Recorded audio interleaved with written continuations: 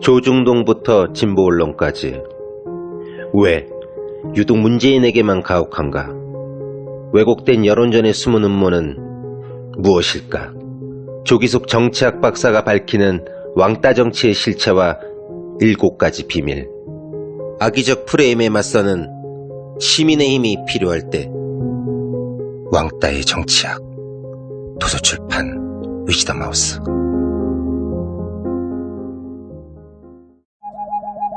굶고 뛰고 땀 빼고 다 해봤다. 그래봐야 소용없었다. 다이어트는 결국 먹는 게 문제다! 동결건조 채소와 곡물, 단백질, 그리고 효소와 비타민, 미네랄로 만든 다이어트 전용 그린 스무디로 하루 한두 끼만 바꿔 드세요. 검색창에서 비타샵을 검색해주세요. 엄마! 가글 했는데 입에서 뭐가 나왔어! 그거 올리덴탈 체크 가글이라 그런겨. 지금 쓰고 있는 가글 사용 후 확인해 보셨나요? 무색소, 무알콜, 무계면 활성제의 올리덴탈 체크 가글은 쉽게 나온 입안의 이물질을 눈으로 확인할 수 있습니다. 딴지마켓에서 판매 중입니다. 와, 잘 잤다. 둔하고 센스 없는 줄 알았더니 침대는 잘 골랐단 말이야. 여보, 어제 온 소파도 너무 편하던데 소파는 어디 거야? 당연히 쇼엔이지. 편안함을 파는 사람들 쇼엔 소파도 출시했구나. 그럼 이제 침대도 소파도 당연히 쇼엔이지. 편안한 건 다 파는 거네. 역시 쇼엔이지. 세계 최초 신개념 어린이 매트와 친환경 소파도 곧 출시됩니다. 검색창에 쇼엔이지 또는 검색창에 쇼엔이지.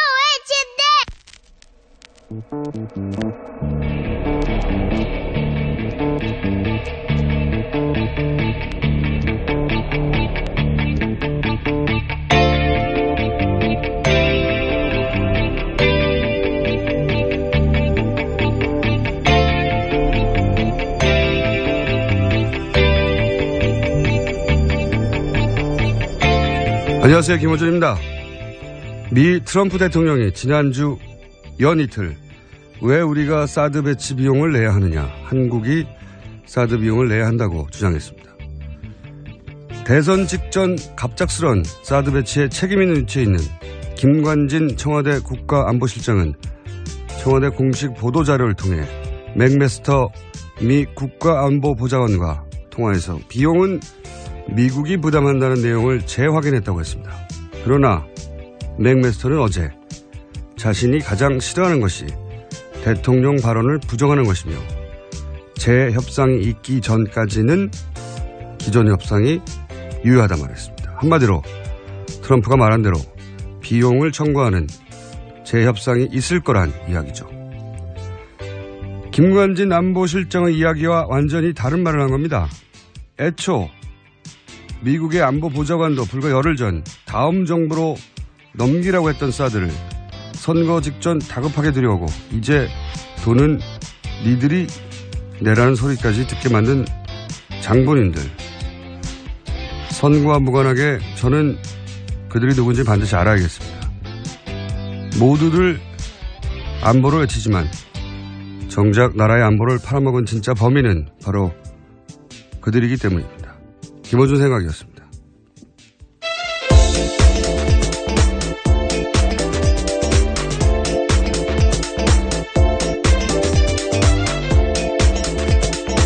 시사인의 김은지입니다.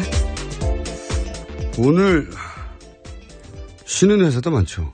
대부분 그렇죠. 그죠? 노동절이니까요. 예. 쉬는 회사, 안 쉬는 회사가 더 적겠군요. 김은지 기자는 오늘 회사에 출근합니까? 그렇죠. 안 쉬는 네. 회사입니다. 예. 이 매체는 대부분 안 쉬어요, 이럴 때. 예, 마감을 해야 돼서요. 저희도 안 쉽니다. 네. 이번 주 휴일이 참 많은데 저희는 매일 생방송으로 합니다. 안타깝네요, 스스로. 첫 뉴스는요? 네, 트럼프 미국 대통령이 주한미군에 배치된 사드 비용 10억 달러를 한국이 내야 된다. 이렇게 발언했습니다. 트럼프 대통령은 지난 28일 취임 100일 하루 앞두고요. 진행한 워싱턴 타임스와의 인터뷰에서 왜 우리가 사드 배치 비용을 내야 하느냐라면서 한국이 비용을 지불하는 것이 적절하다. 이렇게 밝혔습니다.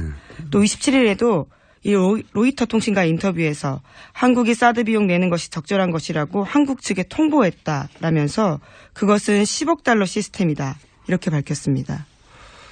트럼프 대통령이 이제 촉발시킨 사드 비용 한국 지불 이야기인데 여기 대해서 이제 김관진 안보실장은 자신이 맥마스터 미 국가안보보좌관인가요? 네, 그 그렇죠. 사람하고 통화했더니 아니다. 그냥 미국이 내는 거다. 일반적인 이야기 한 거다 이런 이야기했죠. 기존 합의 재확인 했다 했더니 바로 다음날 또 맥마스터가 아니다. 자기는 대통령 말을 어길 수 없다. 당연하죠. 저는 이게 너무 웃겨요. 이 김관진 안보실장이 예를 들어서 트럼프 대통령과 통화했더니 아니란다. 이것도 아니고 안보보좌관하고 통화해가지고 미국 대통령의 발언을 뒤집은 거잖아요. 네. 자기가 뭐라고. 그러니까 맥마스터가 실제로 통화 내용도 그게 아니고 다음 협상 때까지만 유효하다고. 이 말은 다음 협상이 있단 말 아닙니까? 그러니까 저는 여기서 가장 1차적인 큰 책임은 김관진 안보실장이라고 봅니다. 어설프게 무마하려다가 오히려 더 크게 문제를 만들었습니다. 이 사드 관련해서는 트럼프 대통령도 그렇고 맥마스터 보좌관도 그렇고 기본 입장이 보니까 원래는 아니었는데 이제 돈 내라고 하겠다는 거거든요. 예. 그렇게 입장을 바꾼 거죠. 예. 우리가 빌미를 줬다고밖에 볼 수 없는 게 열흘 전에는 다음 정부에 넘기겠다고 했잖아요. 불과 열흘 전에 부통령하고 같이 방한했던. 근데 일주일 있다가 사드가 전격 배치된 거란 말이죠. 일주일 사이에 무슨 일이 있었던 거죠. 그렇게 보입니다. 예. 일주일 사이에 무슨 일이 있었던 건데 일주일 사이에 우리 정부 측에서 적극적으로 빨리 배치해달라고 대선 전에 그렇게 요청이 있지 않았나 추정하는 게 합리적인 거죠. 그러니까 미국 입장에서는 그렇게 우리한테 매달리면 그럼 돈 내. 이렇게 입장을 바꾸는 게 너무 당연한 것이고 트럼프 대통령의 입장에서 미국 입장에서는 협상에 어떤 칼을 줬다. 저쪽에서 그렇게 원한다면 뭐 알았어. 네. 빨리 배치해 줄게.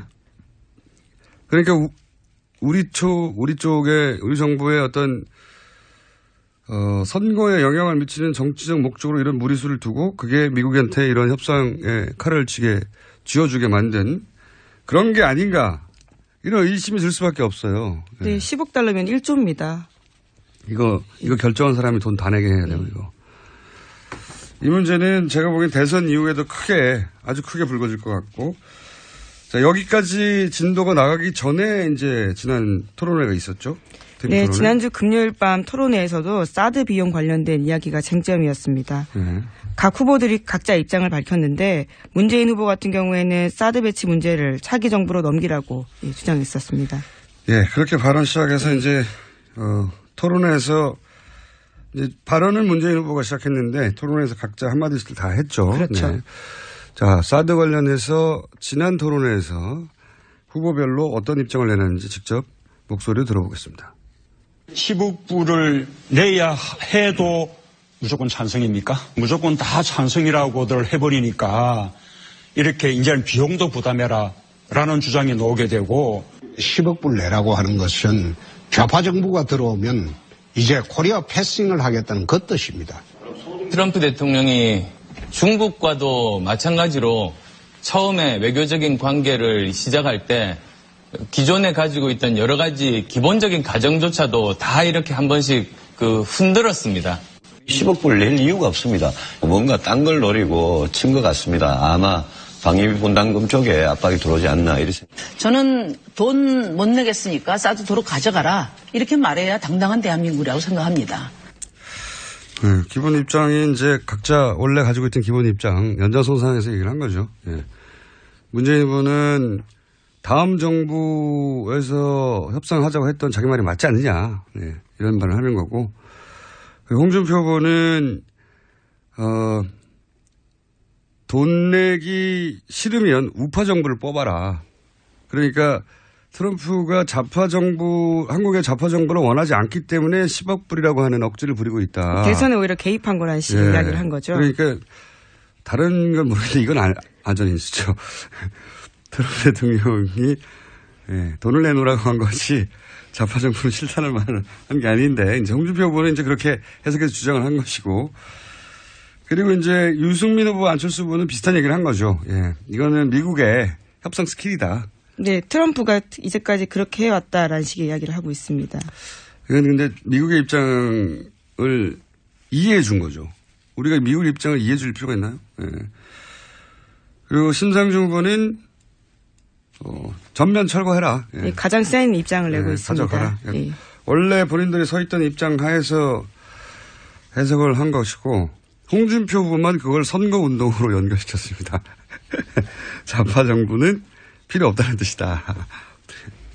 자, 토론회에서 이런 이야기가 오갔고요. 자, 각 후보 지난 주말에 어떤 유세와 어떤 발언들이 있었는지 자, 1번에서 한번 짚어보겠습니다. 1번 후보요. 네, 문재인 후보는 어제 서울 신촌에서 집중 유세 벌였습니다. 확실한 정권 교체하겠다 이렇게 강조했습니다. 박근혜 정부의 적폐는 물론이고 이명박 정부의 적폐, 그러니까 4대강 자원외교까지 다시 조사해서 정의를 바로 세우겠다 이렇게 강조했습니다. 자, 후보의 목소리로 직접 들어보겠습니다. 총리도 장관도 서로 나누자고 합니다. 이게 촛불 민심 맞습니까?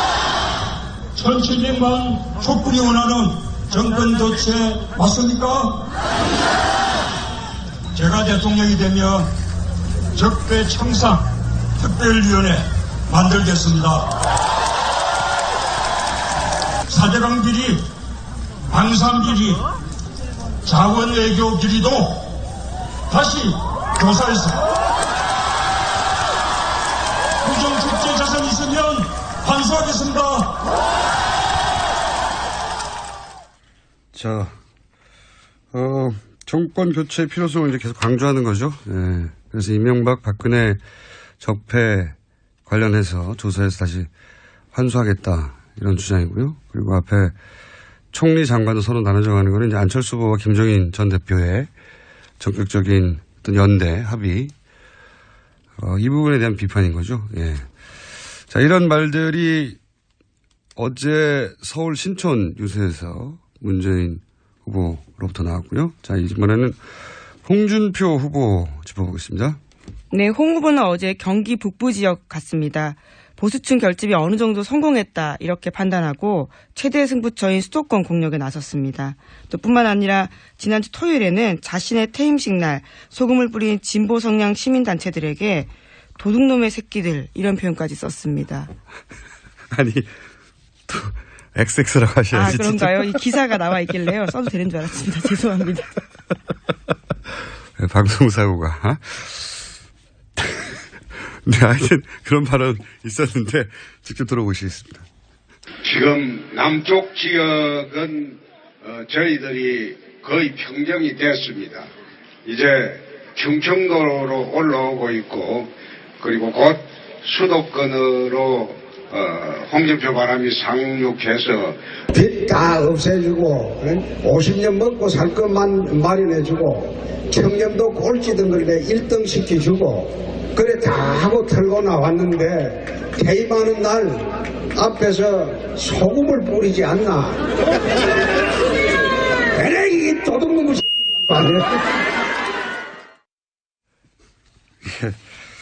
자, 저희 PD가 또 경고를 먹겠네요. 아이, 죄송합니다. 이 기사가 그냥 나와 있길래요. 읽어도 되는 건 줄 알았습니다. 아유.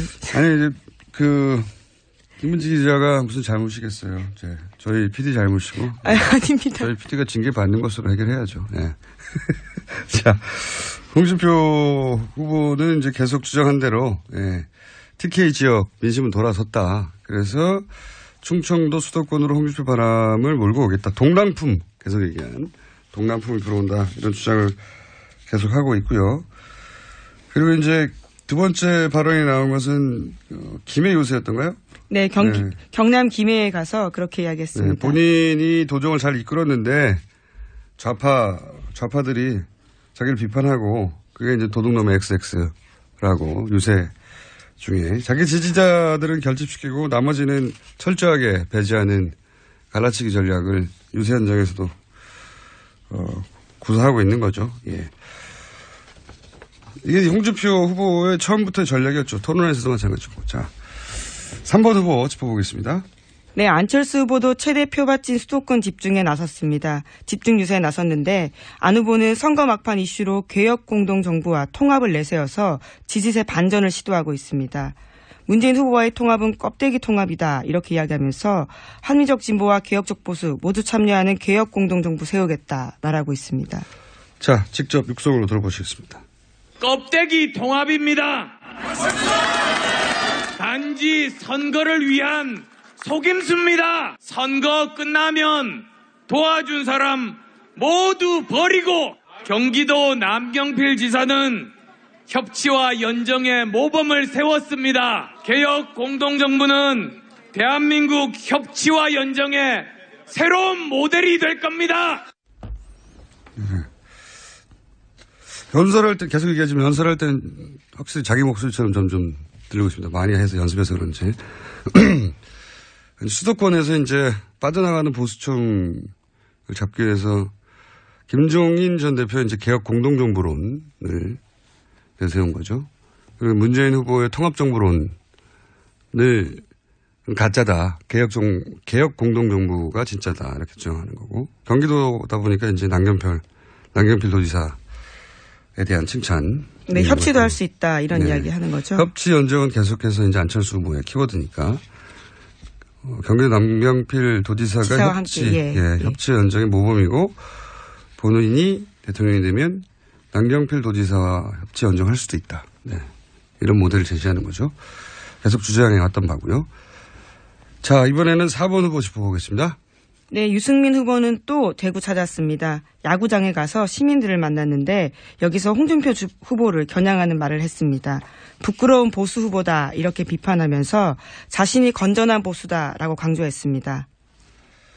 자, 역시 직접 목소리 들어보시겠습니다. 대한민국의 우리 보수 유권자들께서 정말 이제는 사람을 제대로 좀 가려주셔야 된다. 홍 후보로는 도저히 보수의 품격을 유지할 수도 없고 냉정하게 누구한테 맡겨야 우리 대한민국을 이 위기로부터 구해낼 수 있느냐. 여러분 잘못 찍으시면 또 손가락을 자르니 이런 소리 하십니다. 우리 손가락 자르지 말고 좋은 대통령 뽑읍시다 여러분. 자, 유승민 후보는 이제 홍준표, 이제 보수 후보로서 홍준표 후보가 자기가 없다는 얘기를 처음부터 지금까지 일관되게 하고 있는 거고요. 부산이죠, 두 번째. 네, 부산 가서 한 말입니다. 네, 부산에 가서는 손가락 또 자를 거냐. 예. 멘트는 좋았다고 보는데 현장 연설에서 너무 길어요. 좀 더 짧게 했으면 좋겠는데. 약간 부산에 가서는 이번에는 좋은 보수 대통령을 뽑아서 나중에 손가락 자른다는 얘기는 더 이상 안 나오게 하자. 네, 후회하지 말자 이런 이야기죠. 그렇죠. 예. 자, 5번 후보. 네, 심상정 후보도 어제 대구 찾았습니다. 거기 가서 홍준표 후보에 대해서 공격하고 유승민 후보에 대해서도 견제하는 말을 던졌습니다. 뿐만 아니라 지난주 28일에는 서울에서 홍준표 후보에 대한 언급도 계속했습니다. 자, 직접 들어보시겠습니다. 그런데 우리나라의 수구 보수는 기본적으로 양심이 없어요. 염치도 없어요. 막가파예요, 막가파. 남은 대선의 유일한 변수는 심상정밖에 없어요, 여러분. 대구 시민 여러분께서 준표 아저씨 잡아주시면은 5월 9일날 경천 동지할 대한민국을 열어가겠습니다, 여러분. 준표 아저씨하고는 말을 섞지 않겠다고 했는데 제가 말을 안 섞으니까 너무 망랑하는 것 같아요, 그죠? 제 페북에 보니까 시부모님 좀 속 시원하게 한번 좀 때려주세요. 제가 손으로 때릴 힘이 안 되고 말로 때리게요, 말로. 예? 현장음에 오토바이 효과음이 있었는데 저희가 넣은 게 아닙니다. 실제 유세 현장이었기 때문에. 심상정 후보는 지난 토론회부터 홍준표 후보를 직접 타겟으로 해서 공격하기 시작했어요. 아무래도 이제 선명한 문재인 후보보다 더 선명한 후보가 나다. 이걸 강조하기 위해서 그전까지는 홍준표 후보를 사실 외면하는 아예 상대하지 않았죠. 전략이었는데 이제는 전략을 바꿔서 홍준표 후보를 직접 공격하는 것으로 그래서 개혁의 적임자가 자신이다 하는 이미지를 부각시키는 것으로. 자, 오늘은 곧 이어서 리얼미터도 들어봐야 되고 저희가 또 오자, 이번엔 5당을 다 모십니다. 오자 빙의 토론이 있기 때문에 여기까지 하겠습니다. 지금까지 시사인 김은지였습니다. 감사합니다. 네, 김은지 기자였고요. 자, 바로 이어서 리얼미터의 권순정 실장님이 사실은 아까부터 앉아 계셨어요, 옆에. 자, 안녕하십니까? 안녕하십니까? 안심번호를 이용한 대규모 조사 결과가 바로 나왔다면서요? 예. 네, 지난 주말 29일까지죠. 이틀 동안 조사를 했는데 이번에는 안심번호를 처음으로 사용을 했고요. 2,200여 명 조사를 했습니다. 참고로 안심번호라는 건 휴대폰 번호 앞자리만 가지고는 그 지역이 어딘지 몰라서 구분하기 힘든데 안심번호는 KT 혹은 SK로부터 3개사 모두로부터 제출받았습니다. 네. LGT를 말 안 할 뻔했네요. 3개사로부터 그 지역에 거기선 정보가 있으니까 그 지역의 번호를 제공을 받아서 여론조사를 하는 거라서 훨씬 정확도가 높다고 알려져 있죠. 네네. 자, 그럼 안심번호를 사용해서 2,200명 여론조사를 지난 주말에 한 겁니까? 예, 지난 주말 28일과 29일 금토고 이틀간 했습니다. 금토 이틀간. 예. 네. 결과가 어떻습니까? 네, 2주 전 동일한 응답자 수하고 그 조사 방법이라든지 똑같이 해서 2주 전에도 조사를 했는데요. 2주 전에 비해서 문재인 후보가 1.5%포인트 상승한 44.1%가 나왔습니다. 예.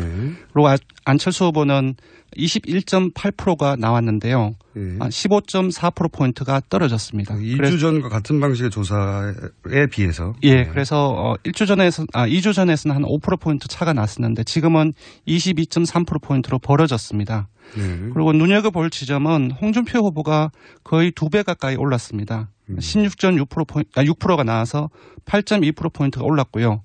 또 심상정 후보도 눈여겨봐야 됩니다. 그때는 한 3, 4% 정도가 나왔는데 5.3%포인트가 올라서 8.6%가 나왔습니다. 굉장히 많이 올랐네요. 예, 맞습니다. 유승민 후보가 1.6%포인트 올라서 4%가 나왔고요. 안철수 후보를 제외하고는 다들 지지자를 결집시키고 있는 중이네요. 네, 그래서 지금은 지난 주말까지만 해도 1강 2중 2약하고 물음표가 붙는 기사가 많이 나왔는데요. 지금은 거의 1강 2중 2약이라고 그렇게 이제 좀 논의를 모아가는 상황이 아닌가 싶고요. 1강 2중 안철수 후보와 홍준표 후보가 격차가 한 자릿수로 줄어들면서. 예, 격차가 5.2%포인트밖에 나지 않습니다. 네. 안심번호를 이용한 2,200명이면 큰 여론조사인데요, 보니까. 네, 적극투표청에서도 잠시 보면 조금 더 벌어집니다. 문재인 후보하고 안철수 후보가 47.4 대 21.1. 그리고 홍준표 후보나 심 후보, 유 후보는 조금 변동은 있는데 거의 비슷합니다. 네. 47.4, 21.1, 홍준표 후보 15.1. 네. 심상정 후보 9.0, 유승민 후보 3.7. 그리고 당선 가능성을 보면, 당선 가능성은 유권자들이 현재의 대선 판도를 어떻게 바라보는 심리를 볼 수 있는데요. 대세론하고 연관이 있습니다. 그래서 계속 조사를 하는데 문재인 후보가 68.7%가 나왔고요. 안 후보가 13.2%, 홍 후보가 10.1%, 유 후보와 심 후보가 각각 0.8%, 0.6% 나왔습니다. 물론 뭐 당선 가능성이 높다고 당선되는 건 아니죠. 근데 이제 이렇게 유권자들의 심리 상태가 다음 정권의 탄생 가능성을 이렇게 보고 있다는 거고. 예, 문 후보에 대한 당선 가능성에 대한 예측이 유권자의 전망이 훨씬 더 계속적으로 높아지고 있는 상황이고요. 어제 KSO의 조사에서는 70%대가 넘어선 걸로 나왔습니다. 문재인 후보 여론조사 수치가 잘 나오니까 뭐 이렇게 받아들일 수밖에 없긴 하죠. 네. 두 번째로 지난 3주 전 조사 상대 비교해서 후보 간 유권자 이동이 어떻습니까? 예, 저희들 4월 초에 5개 정당 후보가 확정이 됐는데요. 그 이후부터 조사일까지 한 3주간이 흘렀습니다. 그때 어느 후보로부터 어느 후보로 이동을 했는지 그리고 또 이후 5월 9일까지 어떻게 이동할지를 분석을 해봤는데요.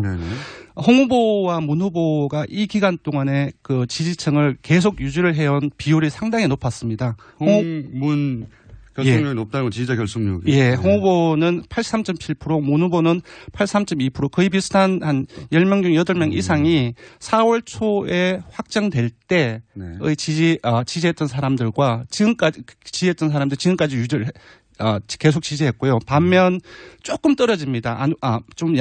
조금이 아니라 많이 떨어지는데 안 후보를 지지했던 사람들은 54%가 유지된 반면 한 46%가 이 3주 기간 동안에 다른 후보로 이탈을 했습니다. 조금 더 자세히 보면 안 후보의 이탈자들은 홍 후보로 16.4%포인트가 갔고요. 문 후보로 13.4%포인트, 심 후보로 6.3%포인트, 유 후보로 5.8%포인트 각각 이동을 했습니다.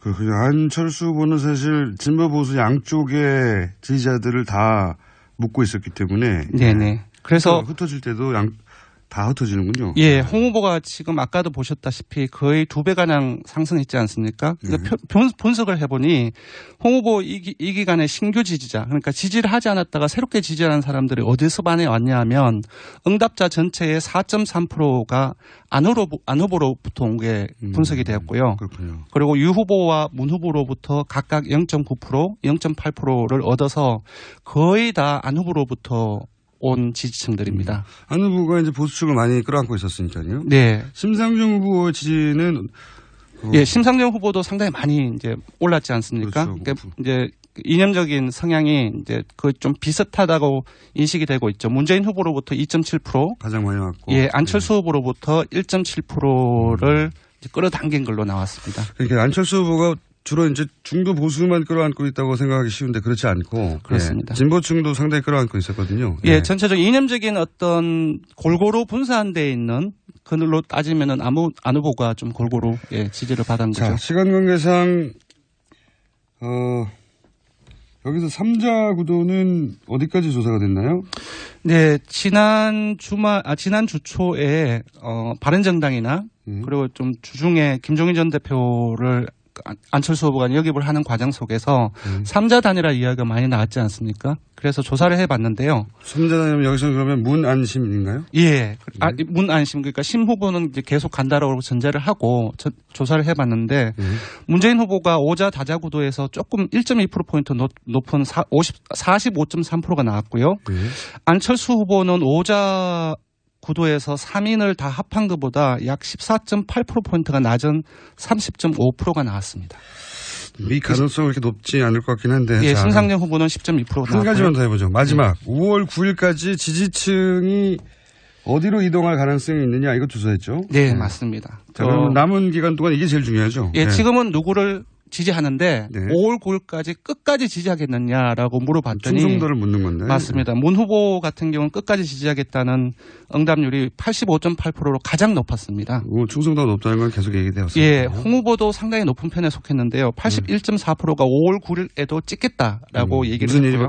무슨 일이 있어서 찍겠다는 거죠? 반면 안 후보는 살짝 떨어집니다. 그러니까 78.9%가 끝까지 지지하겠다고 얘기를 했고 19.3% 한 10명 중 2명 정도죠. 는 이동할 수도 있다. 다른 후보로 교체할 수 있다. 이 숫자가 이동하면 이게 20% 지지대가 흔들리는데요. 예, 그리고 심 후보나 유 후보도 상당히 이제 교체 가능 응답률이 높았는데 각각 38.5%, 41.2%가 나왔습니다. 이것도 이제 정권 교체 가능성이 좀 불안하다 싶으면 문 후보로 갈 수도 있다고 하는. 네네.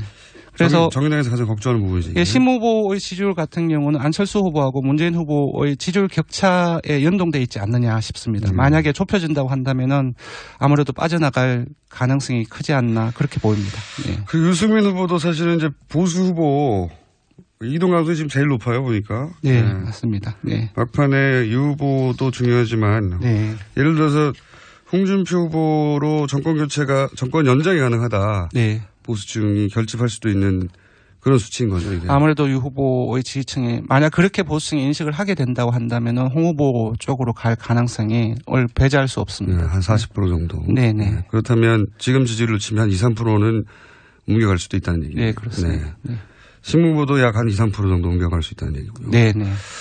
자, 여기까지 하겠습니다. 안 됩니다. 조사 결과 읽어야 됩니다. 큰일 날 뻔했네요.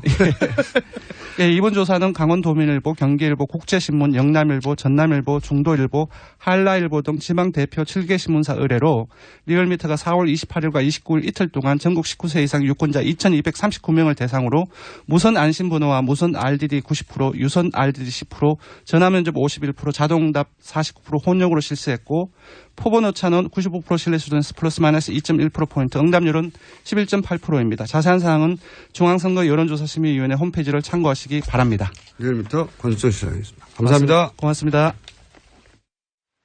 똥은 싸고 다니냐? 미치도록 싸고 싶다. 빅동의 추억. 미궁 장사랑! 구렁이 똥 이뻤다. 장이 살아야 내 몸이 산다. 혈중 콜레스테롤 개선과 배변 활동에 도움을 주는 건강기능식품입니다. 빅동의 추억. 미궁 장사랑. 지금 검색창에 미궁 장사랑을 검색하세요. 골반 잡자 바로 잡자 바디로직, 허리 통증 바로 잡자 바디로직, 몸매 교정 바로 잡자 바디로직, 자세가 좋아지는 골반 교정 타이즈 바디로직. 검색창에 골반 교정 바디로직. 삐딱한 남성 골반 허리에도 역시 바디로직입니다. 바디로직의 효과를 못 느끼셨다면 100% 환불해드립니다. 자세한 환불 조건은 홈페이지를 참조하세요.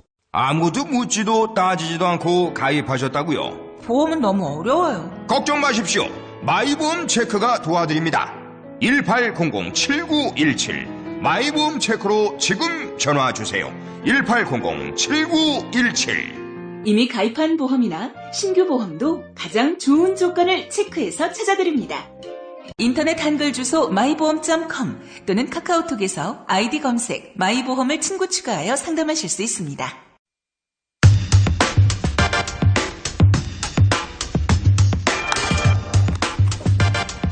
지난주 저희가 처음으로 준비했다가 뜨거운 대선 후보들이 나온 것보다 더 재밌다 평가를 받았던 빙의 토론. 오늘은 제가 알기로는 라디오 사상 최초로 5당이 모두 나왔습니다. 네. 보통 스튜디오가 이렇게 커버가 안 되거든요. 네. 저희가 5당을 모두 모셨습니다. 빙의 토론 두 번째. 더불어민주당 이철희 전략본부 부본부장 나오셨습니다. 안녕하십니까? 예, 안녕하십니까. 제인입니다. 한번 해보셨기 때문에 다른 분들은 여기서 안녕하십니까 이철희입니다 이렇게 안 하는 거예요. 처음부터 빙입니다. 자유한국당 정용기 수석 대변인 나오셨습니다. 예, 스트롱맨입니다. 안녕하십니까. 좀 긴데요, 스트롱맨. 자, 국민당 김경진 선대위 홍보본부장님 나오셨습니다. 안녕하십니까. 안녕하십니까. 미래를 여는 첫 대통령 안철수입니다. 와, 비슷하니까. 소머리 창법이 아니라 가래 창법. 아, 왜 뒤늦게 웃어? 바른정당 진수희 총괄 선대본부장 나오십니다. 안녕하십니까. 네, 승민입니다. 아유, 당황스럽네요. 처음부터. 이런 분위기입니다. 적응하셔야 되고요. 정의당의 이정미 선대위 전략기획본부장님 나오셨습니다. 안녕하십니까. 양심이 있어야 될 거 아니에요? 양심이. 신불입니다. 어색하다. 안 되겠다. 별로 안 자, 5분이나 되기 때문에 저희가 이런 방법을 취할 수밖에 없었어요. 말씀을 중간에 이제 오디오가 물리기 시작하면은 누가 말하는지 TV에서는 구분이 가는데 라디오에서는 구분이 안 가거든요. 그래가지고 항상 발언하실 때 제인입니다. 제인이 준표에게. 제인이 신불리에게 이렇게 지목을 하셔가지고 내가 너에게 말을 건다. 비디오가 없으니까요. 제인이 찰스에게, 제인이 승민에게 이렇게 꼭 앞에 누군데 누구한테 말을 건다 하고 해주셔야 이게 이루어집니다. 2부에서는 한번 해보시면 익숙해져서 3부에 가면은 저희도 지난번에 해봤더니 처음에 2부에서는 아주 잘 순서대로 진행되는데 3부가 되니까 난장판이 되기 시작해가지고 3부가 돼야 이제 터지기 시작하는데 남녀가 빙의 되기가 좀 쉽지는 않은 것 같은데요. 그거는 그것까지 저희가 배려해드릴 수는 없어요. 자, 할 수 없고요. 오늘 첫 번째 한 번씩 각 당에서 다른 당을 지목해가지고 현재 판세에 대해서 우리 당은 이렇게 판세를 읽고 있고 이렇게 먼저 말한 다음에 상대당 한 군데를 지목해서 당신들 당은 이렇게 분석하고 있는데 그거 틀렸어 그거. 그렇게 안 돼. 그렇게 판세 분석을 먼저. 자, 그럼 1번부터 제인. 판세를 어떻게 분석하고 있는지. 예. 예, 저희는 뭐 그저 좀 담담히 운든 상황, 소위부답입니다. 너무 좋아서 이렇게 뭐 들떠 있을 상황은 아닌 것 같고요. 조금 차분하게 그러나 좀 담담하게 좀 시간을 보내고 있는데. 시간을 보내고 있는데. 그게 좀 이상했습니까? 네. 날짜 빨리 가라고 기다리기만을 기다린다는 그런 뜻. 놀고 있다는 뜻인 것 같기도 하고. 아니요. 저희가 그 남은 한 일주일 동안 격차를 많이 벌려서 압도적 승리를 해야 되기 때문에 저희도 바쁩니다. 다른 당에 대해서 얘기해야 된다는 거죠? 그렇죠. 제가 찰스 걱정을 좀 해야 되겠는데. 찰스, 네. 걱정입니다. 예. 이게 뭐 반전의 계기가 아니라 이게 계속 추락의 계기만 만들어져서 어떻게 하실랍니까? 안 물어보신 거예요? 네. 이게 한번 공격 들어가는 거예요. 약 걱정한 겁니다. 아니, 감사합니다. 약 올린 거. 감사합니다. 걱정해 주셔서. 근데 찰습니다, 사실. 네, 찰습니다. 네. 안 찰습니다. 아니, 근데 저희도 여유 있게 지금 시간 가는 것을 좀 기다리고 있습니다. 아, 그래요? 네, 저를 보고 하지 마시고 제인을 보고. 네, 제인을 보고. 네. 승리가 명백하기 때문에. 우선 작년 4.13 총선 때 지금 종로 여론조사를 보면 그 선거 전에는 정세균 의장이 오세훈 시장한테 한 10한 7, 8% 뒤지는 걸로 나왔거든요. 뚜껑을 까보니까 거꾸로 나왔어요. 그래서 여론조사에 작년 또 4.13 총선 얘기를 한 번만 더 하면 총선 직전에 국민의당 여론조사 한 자리 숫자라 그랬거든요. 근데 뚜껑 까보니까 비례득표는 20몇 %가 나왔고 그다음에 어쨌든 호남이라든지 뭐 이런 데서는 압도를 했거든요. 그래서 별 신경 쓰지 않는다. 중요한 건 우리는 이 미래 이 인터넷 지표인 이 트렌드 검색량이 얼마나 되는가. 미국에서도 지금 트럼프하고 힐러리 때 여론조사는 힐러리가 앞섰지만 트렌드 검색에서는 트럼프가 월등히 앞섰는데 그 결과대로 선거 결과가 나왔다는 거 아니겠습니까? 그래서 저희도 어쨌든 그런저런 지표들을 보고 있고 또 우리 찰스가 워낙 상품이 좋다. 그래서 반응이 안 좋은 것 같은데요. 아니, 다들 쫄려가지고 말도 못하고 있잖아. 아니, 나 어디까지 가시나 이렇게. 네. 그래서 어쨌든 우리도 차분히 사고 안 치고 시간을 잘. 제인입니다. 하나만 보태겠습니다. 네. 한두 번 더 SNS 지수 말씀하시는데 흔히 구글 지수를 많이 말씀하시는데 우리나라는 구글 많이 안 씁니다. 네이버를 많이 씁니다. 엉뚱한 거 갖다 가지고 해석하는 거는 좀 무리가 있는 것 같고요. 여론조사 신경 쓰잖아요. 안 쓴다고 그러면 안 되죠. 솔직하게 신경 쓰는데 실 내용이 좀 다르다 이렇게 말씀하시죠. 그런 점에서 보면 저 스트롱맨이 훨씬 더 정직한 것 같아요.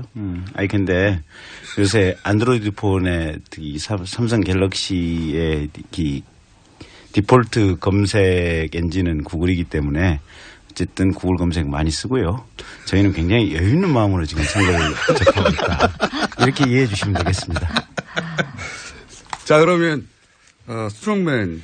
네, 스트롱맨입니다. 저희는 뭐 요새 대체적으로 각 당 후보들께 다 감사하는 마음으로 이렇게 하고 있습니다. 일단 뭐 제인 지금 보면은 다 된 것 같아서 TV 토론할 때도 보면 아주 뭐 그만하세요, 끊지 마세요, 뭐 등등 해가지고 오늘 정책 본부장하고 토론하세요. 이런 보면서 이게 어떤 아무리 교만하고 아무리 실언을 해도 흔들리지 않는 이 고정 지지층 가지고 있는데 확장하기는 또 어려운 거 아니겠는가 이런 생각 가지고 결과적으로 우리를 도와주는 거 아닌가 이런 생각 가져보고 또 사실은 뭐 찰스는 뭐 스스로 알아서 셀프 디스를 해주시니까 이게 참 어떻게 뭐라고 감사를 드려야 될지 참 이런적이고 우리 또 신블리께서 유승민 후보한테 했던 그대로 좀 진심으로 돌려드리고 싶은 게 진짜 힘내라 심상정 이렇게 해서 그거를 네. 스트롱맨한테 들으니까 참 기분이 거시기하네요. 그렇게 되기를 지금 뭐 다 이렇게 저기 하시길 바랍니다. 그리고 이제 뭐 우리 승민 얘기는 안 하겠습니다. 뭐 안 하겠는데 아무튼 저희가 이렇게 판세를 그동안에 이제 골든 크로스가 사실은 조금 전에 일어났었다. 근데 이게 여론조사 수치상으로 나타나는데 조금 시간이 걸렸다라고 내부적으로 보고 있었습니다. 어디서 골든 크로스가 났는데 여론조사는 나중에 나온 겁니까? 아니 그게 보십시오. 4.12 재보궐선거에서 영남 6개 싹쓸이한 건 물론이지만 근데 그때 당시에도 이미 그때 당시 여론조사를 하잖아요. 그러면 아니 저기 뭐 제인이 TK에서도 1등했어요. 압도적 1등이었습니다. 뭐 또 내지는 거의 뭐 저기서 찰스가 뭐 이런 저기다 우린 뭐 형편없이 게임도 안 되겠는데 뚜껑을 열어보니까 그게 아니었거든요. 근데 그것뿐만 아니라 이 수도권에서도 4석 중에 4개 중에 3개를 저희가 이겼어요. 그러니까 여론조사 수치로 나타나는 거하고 현실은 다르다. 이런 게 그때도 입증이 됐고 또 뭐 빅데이터 얘기 나왔는데 꼭 구글이 아니라 여러 가지 빅데이터 종합한 저희 나름의 저기나 또 내부 여의도 연구소의 여론조사의 트렌드 이런 걸 볼 때 이미 일어났었다라고 보고 이제 이 여론조사 결과가 발표되는 5월 2일 조사까지 신양강 지금 수치상으로 드러나는 거는 어쨌건 제인이 1강이에요. 근데 신양강이 나타납니다. 그리고 이제 발표가 되지 않는 기간 중에 저희가 쭉 올라가서 피크를 5월 9일 날 찍게 된다. 지목해서 제인입니다. 하나만 제가 정정할게요. 다 지목해서. 2등과 3등의 순서가 바뀌는 건요. 골든 크로스가 아니고 실버 크로스입니다. 네. 골든은 1등이 될 때 골든 크로스고. 뭐 그건 인정하죠. 실버 크로스가 다가왔다 이렇게 얘기하시죠. 다가온 게 아니고 이미 이루어졌다. 아니 아직 발표된 조사에서는 안 일어났던데요. 실제로 스트롱맨이 골든 크로스를 이룰 가능성은 거의 없죠. 신불립니다. 네. 지난 촛불 과정에서 마지막까지 굉장히 어려운 몇 차례 고비가 있어도 국민들 중에 70% 이상이 반드시 이번에는 적폐 세력을 청산해야 되고 촛불 개혁을 이뤄야 된다. 이런 여론 지표가 계속 나타나지 않았습니까? 그렇기 때문에 스트롱맨이 뭐 그 이상을 치고 나와서 골든 크로스를 이룬다. 이거는 지금 대선 국면에서는 좀 가당치 않은 목표 수치다. 이렇게 저는 보고 있습니다. 이제 스트롱맨입니다. 근데 어렵다. 적폐 세력이라고 하는 것 자체에 대해서 물론 박근혜 정부에서 벌어졌던 최순실 국정농단 이 부분을 잘했다는 거 아닙니다. 잘못한 거 있지만은 그거와 연계해서 모든 이명박 박근혜 정부 때 이루어졌던 정책 모두가 잘못됐고 거기에 참여했던 모든 사람을 적폐 세력이라고 하고 그거를 무슨 위원회를 만들어서 청산하겠다고 하고 이런 것들에 동의하지 않는 국민이 굉장히 많습니다. 그래서 이번 대선은 바람직하냐 안 하냐를 떠나서 진영 싸움으로 가고 있어요. 그래서 우리 스트롱맨이 처음부터 TV 토론에서도 우파 가치 그게 결국 이제 공동체 안보 그다음에 자유민주주의 시장경제 이런 것들을 일관되게 그래서 홍준표 후보야말로 뭐 이렇게 TV 토론에서 뭐 표현 가지고 이런저런 얘기들 하지만 가치 지향의 정치가 뭔가 하는 것을 실제로 보여주고 있다. 그래서 뭐 심지어 동성애 문제까지 그러니까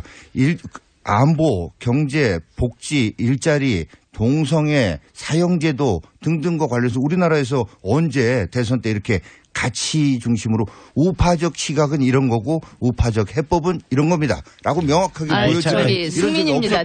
제가 좀 말씀을 드릴 텐데 제가 오늘 노동절 휴일 아침이고 해서 좀 웬만하면 좀 안 좋은 얘기 안 하려고 그랬는데 제가 아니 계속 듣고 있다 보니까 우리 홍준표 후보에 대해서 하시는 얘기가 도저히 동의할 수 없는 부분들이 너무 많아서 제가 끼어들지 않을 수 없었는데. 스트롱맨이 하는 얘기를 들어보니. 네네네. 그렇습니다.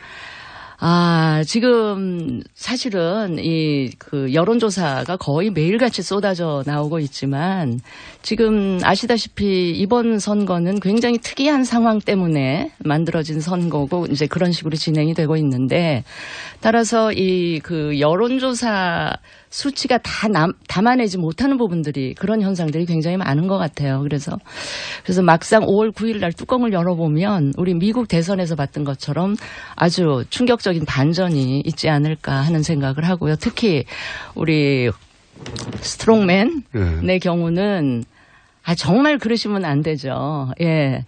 이 지금 제가 보면 이 한 두 번의 보수 정권 거기다 이제 탄핵 사태까지 겹쳐서 이 보수 그러니까 진보 쪽 진영으로 운동장이 굉장히 기울어져 있는 것만은 제가 인정을 합니다.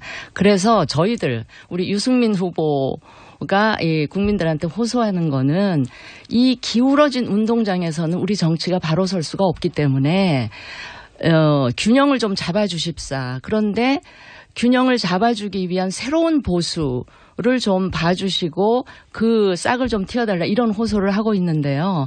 그 기울어진 운동장 바로 잡는데 홍준표 후보나 자유한국당이 그 역할을 하면 저는 안 된다고 생각을 합니다. 그리고 유권자들 분명히 그걸 아실 거예요. 어떻게 잠깐만요. 제가 아까 얘기를 오래 하셨기 때문에 좀 말이 안 되는 얘기를 오래 하셨기 때문에 제가 이야기를 하는 겁니다. 어떻게 기울어진 운동장을 바로 잡을 수 있는 이 보수의 대안 세력으로 홍준표 후보와 자유한국당 이거는 저는 정말 대다수 국민들이 동의하기 어렵다고 보고요. 어떻게 수구적이고 부패하고 낡은 그다음에 기득권을 다 가져가겠다. 심지어는 국정농단 세력까지를 단 한 명도 청산하지 못하고 그대로 껴안고가는 이런 세력에게 이 보수 진영에서 이 대표 주자의 위치를 안겨줄 것 같지는 않고요. 지금 발표되는 여론조사를 가지고 뭐 양강구도로 신양강. 이미 신양강구도로 들어섰다. 이거는 저는 저도 너무 과장된. 지금 말씀을 누가 들으면 신문리가 하신 말씀인지. 아니 찰스 쪽에서도 스트롱맨한테 한 번 정도 난리하게 홍 스트롱맨. 이 홍 스트롱맨이 좀 이상한 쪽으로만 스트롱한 것 같아. 어떻게요? 어떻게 하냐면, 지금 뇌물죄로 물론 뭐 항소심에서 무죄 받긴 했지만 1심에서 유죄 나왔던 거 아니에요. 항소심에서 무죄 나왔고 대법원 뇌물에 대해서 지금 최종 판결 기다리고 있는 거 아니에요. 보면 그런 사람 대통령 돼서 되겠어요? 그다음에 세상에 저보고 얘기하지 마시고 스트롱맨으로 스트롱맨 쪽은 좀 무서워서 안 보겠죠. 그다음에 두 번째로 세상에 뭔 대통령 후보가 무슨 돼지 흥분제 얘기가 그런 단어가 따라다니면 되겠어요? 안 되지. 그래서 스트롱맨은 대통령 후보 하면 대통령 하면 안 되고요. 그냥 빨리 자진 사퇴 포기하셔야 되고요. 그다음에 그 스트롱맨 주변에 계시는 의원님들이 지난번에 탄핵도 다 반대했었잖아요. 박근혜 구속되면 안 된다고 다 서명되고 이랬었잖아요. 그래서 그 스트롱맨도 좀 이상한 분이고 스트롱맨 주변에 있는 분들은 지난번 이 최순실 게이트 과정에서 이게 조금 좀 태도들이 많이 좀 안 좋았어요. 그래서 알겠습니다. 절대로 대통령이 돼서는 안 돼요. 제가 한마디 여기 지금 두 번 이어서요. 아니 한마디만 더 할게요. 스트롱맨 길게 얘기하셨기 때문에. 아니 제가요 이 이야기를 안 하고 지나가면 다음에 할 기회가 없을 것 같아요. 아니 3부에 또 있습니다. 아니에요. 지금 승민입니다. 거기에 지금 우리 김경진 변호사께서 하신 말씀에 좀 덧붙여서 찰스 쪽에서 하신 말씀에 덧붙여서 한마디만 제가 덧붙이면 얼마 전에 아마 그 스트롱맨께서 헌법재판소의 그 헌재 결과에 관해서 굉장히 이상하게 그 깎아내리는 그 모욕적인 언사를 하셨던데 대통령이 되겠다는 거는 우리나라 헌법 수호의 의지를 갖고 있어야 되는 거 아닙니까? 그런데 그런 헌재 의 판결을 뭐 잡범들에 대한 판결문에도 볼 수 있었던 내용이다. 이거는 대단히 곤란한 이야기다 하는 점을 제가 덧붙이고 싶습니다. 왜냐하면 신문리가 기다리고 있거든요. 네, 스트롱맨입니다. 저는 일단 승민 얘기한 지금 큰 예상치 못했던 엄청난 결과를 열어봤을 때 변화가 있을 거다. 뭐 이거 전적으로 같은 의견인데 왜 또 이렇게 저기 해야 되는지 모르겠습니다. 투표를 직접 하면 엄청난 결과가 있을 거다. 예. 여론조사와 다른 그런 점 말씀드리고 승민에 대해서 이 말씀만 그동안에도 저는 이런 프로그램에 출연해서 일체 바른정당에 대해서는 얘기를 안 해왔습니다만은 유의미한 득표를 하는 순간 승민이 하는 순간 아주 작은 표차로 우리 우파가 패하게 되면 기존의 배신자 이미지에다가 성공한 이정희는 박근혜 대통령 못되게 하기 위해서 나와서 실패했는데 그렇게 되면 성공한 이정희가 되면 승민의 정치적 미래가 어려워지지 않겠는가. 그리고 나머지 분들에 대해서는 이렇게 얘기하겠습니다. 요즘 아무튼 스트롱홍이 많이 뜨긴 뜨나먹습니다. 오늘 여기서도 많이 얘기가 되지만 그전에는 별로 디스를 안 하셨는데. 그때는 6% 7% 그랬잖아요. 그러니까 특히 이제 어제부터인가 우리 재인 측에서 이제 본격적으로 검증하겠다 하고 대변인들 막 이동평에서 공격이 들어오는 거 보니까 야 이게 좀 잘 돼가고 있구나 이런 생각이 듭니다. 아 승민입니다. 저 네. 한마디 제가 사과를 받아야 될 것 같아요. 기존의 배신자 이미지 우리 이거는 정영기 의원이라고 얘기를 해야 돼요. 의원께서 배신자라고 생각하세요? 자. 기존의 배신자 이미지라고 제가 했잖아요. 아니, 본인이 그 그렇게 생각하지 않으시면 여기서 얘기하지 마세요. 그렇게. 그거는 여기서는 정치적인 얘기를 하는데 우리 그 국민들 배신자 중에 이미지는 보편적인 이미지가 아니고요. 아니, 일부 그 국정농단 세력이 만들어낸 겁니다. 우파들 사이에 그런 게 있으니까 안 되는 거 아니겠어요? 아니에요. 지금. 우파 전체의 생각이라고 일반화시키지 마세요. 그건 잘못된 일반화 오류입니다. 몸만 풀었는데 이유가 다 끝났어요. 3부에서 진짜 본격적으로 전투가 시작될 것이고 이철이, 정영길, 김경진, 진수희, 이정미 의원과 함께하고 있습니다. 3부에서